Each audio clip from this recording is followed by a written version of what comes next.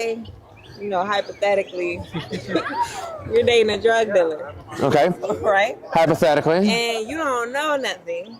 You wanted to go to the doctor. And like, let's say he gets caught up in some type of legal situation. Like, in what way does a woman protect herself in that situation? Don't date a drug dealer. Okay. Like, But sometimes the best advice is the easiest advice, right? Right. Don't date a drug dealer. If you in any way, shape, or form aid or abet his dealing of drugs, you could be liable for his crimes too.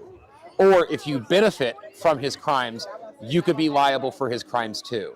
Like, if he's out there slinging major weight and then he's using that money to buy you a Bentley, when he goes to jail, they're going to take your Bentley and they might want to they're going to take your Chanel bag and they might want to press charges against you if you, like, it's the same as receiving stolen merchandise. Like Right. you can't go buy a bag that you know is stolen, right? Because that's illegal to buy stolen merchandise, right?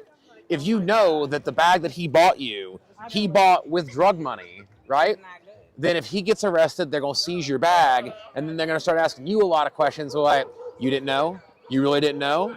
Okay, well, we got his phone records, and we saw that y'all talked about it on March 17th, so you did know. You did know that he was selling drugs and buying you things with it, which means you were directly benefiting from his sale of illegal drugs, which makes you part of his... Accomplice. Yeah, what makes you part of his criminal empire? Like... I mean, I don't have nothing to do. I'm just saying, right?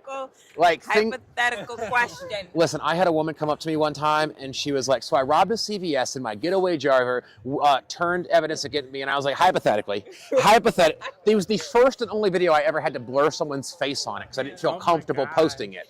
Like, I was like, you can't just come up and be like, so I robbed a CVS and like they turned state's evidence. What do I was like, if I robbed a CVS, because we started with it's being recorded, you know what's going on online. She's like, yep. I was like, honey, yeah. I'm just saying hypothetically, y'all. They're good microphones. You ain't got to yell. The camera's over there. Like, that's the microphone. Yeah. The camera has but yeah, don't date a drug dealer. Aside from the other risks of, you know, getting caught up in his business or worse, getting hurt. Yes. And then I saw the last couple you were talking about cryptocurrency. So I just wanted to get your... So we were talking, like, so they were talking about, they do, they just got monetized on YouTube and they do like content creating for like business advice and marketing.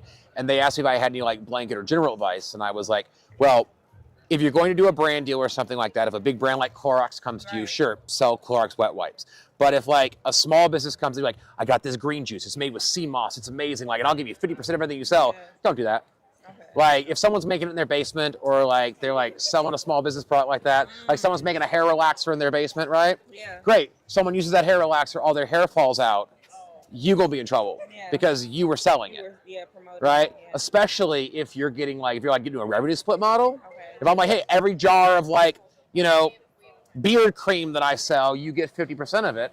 Well, that basically makes you a partner in the business because you're directly benefiting. Yeah. And the end of that conversation was, don't give any advice that you wouldn't take yourself, stay off trends. Like, don't hawk the next biggest, like, don't tell me to go buy like, you know, Quail Coin, right? Stay away from crypto, stay away from speculative things or investment advice. That's how you get in trouble. So you wouldn't say invest in Bitcoin or... Well, so I do not believe in cryptocurrencies, but the point of that, like, was less about cryptocurrency and more about don't give financial advice to strangers and don't tell people to invest in to invest in things like or in products that are just fly by night because that's how you get in trouble, right? And so why did you start doing this? So this is just a web series that I do. Most people don't need a lawyer. Most people have a problem and they don't know where to start. So it's almost impossible to get a lawyer on the phone until like, it's like going to a doctor. Like you got to talk to 15 different people before you ever get to the waiting room, right?